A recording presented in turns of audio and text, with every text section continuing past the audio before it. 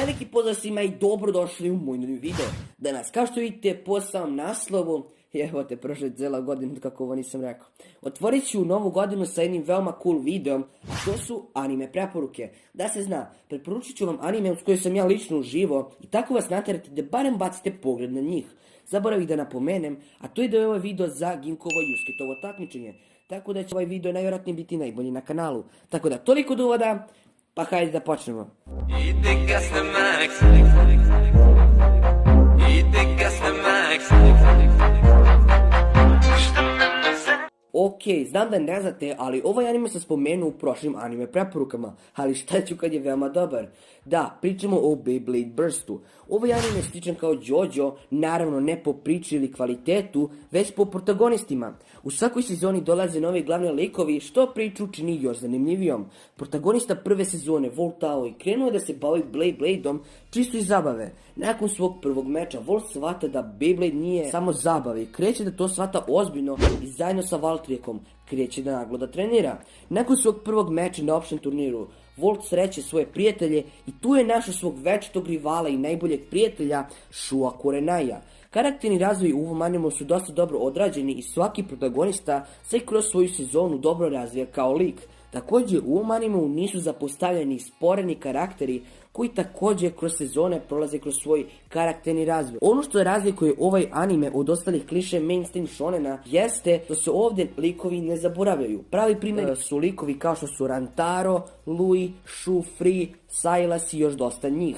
Možda i najbolji deo ovog naslova jesu same borbe koji su odrađene do tog nivoa da ih moraš gledati stojeći. U svakoj sezoni dođe barem jedan negativac koji čini priču još zanimljivijom.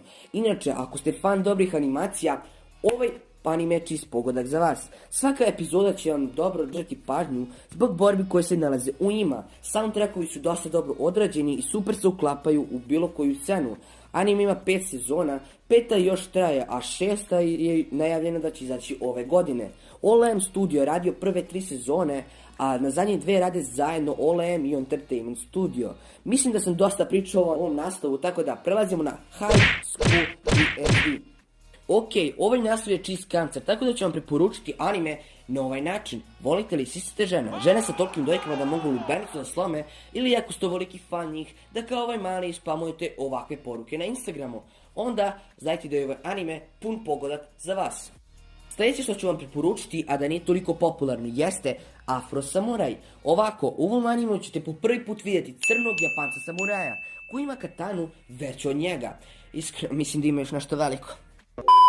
Priča prati prošlost glavnog lika koji ima Ćaleta koji je isto crni Japanac samuraj i on je broj 1 što se tiče mačevanja. Pošto je broj 1, njega svako ko dođe na njegovu planinu može da ga izazove. Tokom dolaska broja 2 na tu planinu desila se borba Afrovog Ćaleta i glavnog negativca. U toj borbi Afro Ćale je ubijen i taj negativac je postao broj 1. A ti kada postaneš broj 1 ti si faktički bog. Nakon što je Afro vidio smrt svog oca, on se zakleo da će osvetiti svog oca i postati broj 1.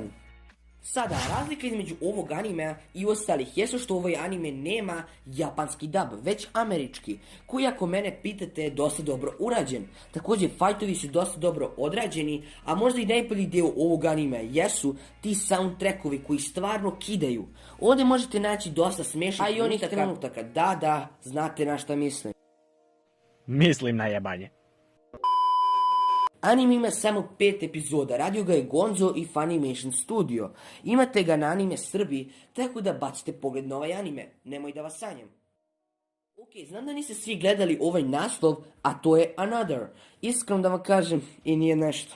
Ovaj anime spada u horror žanr, a svi znamo da horror i anime ne idu zajedno, nešto kao Netflix i anime. Elem, smrti su toliko glupe odrađene da njima može da se smeješ. Jedini razlog zašto vam preporučujem ovaj anime jeste što su soundtrackovi jebeno dobri, jer soundtrackovi jedino drže pažnju u ovom animeu. Dok sam gledao jednu epizodu Anothera, imao sam osjećaj da je trajala čitavu večnost zbog soundtrackova i spore radnje, ali mi anime nijednom nije dosadio jer su mi soundtrackovi dosta držali pažnju tokom gledanja ovog naslova. Ovo što ste sad čuli je neko moje iskustvo kroz gledanje ovog animea, tako da bacite pogled na ovaj anime, šta vas košta. Ovaj anime se završio skorije, ako me pratite na Instagramu, znate da sam okačio par storija koji su vezani za Kakegurui, što je veoma čudno jer to pre nikad nisam radio. Ovaj anime je veoma bolestan, ali koliko je bolestan, toliko je i dobar. Priča prati Džabami Yumeko, koje su upisala u privatnu elitnu akademiju za kockanje. U toj akademiji se nalaze deca najbogatiji ljudi Japana. Ova akademija je posebna jer zakone ne sprovode glavni u akademiji, već kockanje. Ako izgubite u kockanju i uđete u velike dugove i kojim slučajem ne možete otplatiti, vi morate postati kućni ljubimac. A time što postate kućni ljubimac, vaš život više nije vaš. Kockarske igre kroz epizode u epizodu su sve zanimljivije, a način na koji ljudi komuniciraju tokom borbe je veoma interesantan. Da, pričamo o onim facama i pozama za koji dan danas ne znam šta bi to trebalo da predstavlja. Animacija je solidna, soundtrackovi su okej, za adaptaciju ovog anima je zaslužena mapa koja je odradila dobar posao i planiram kada pogledam Kaiji da odradim nešto kao anime borbu između njih. Ovaj anime je krenuo da emituje prvu epizodu druge sezone The Promised Neverlanda. Anime je počeo veoma lepo i krasno i taj prikaz lepog života u domu za usvajanje. Sve je bilo lepo gledati taj život za ovakvu slatku dečicu. Sve dok jednog dana kada nam autor odlučio zabiti jedan ultra šamar i preokrenuti priču za 180 stepeni, time što saznajemo da to uopšte nije dom za usvajanje, već kao neka pekara za čudovišta koje se hrane mozgovima dece. Sada Emma, Norman i Reiner će imati izazov da toku animea pobegnu iz doma. Ovaj anime ima ok animaciju, također ima dosta inteligentnih momenata, što dosta gotivim u shonenima. Soundtrackovi su ok, tako da svaka preporuka za ovaj anime. I to bi bilo to od ovog videa. Nadam se da ako jeste, ostavite like, share, subscribe, znate klasiku. Toliko od mene, do sljedećeg viđenja, jedan veliki šmekerski pozdrav.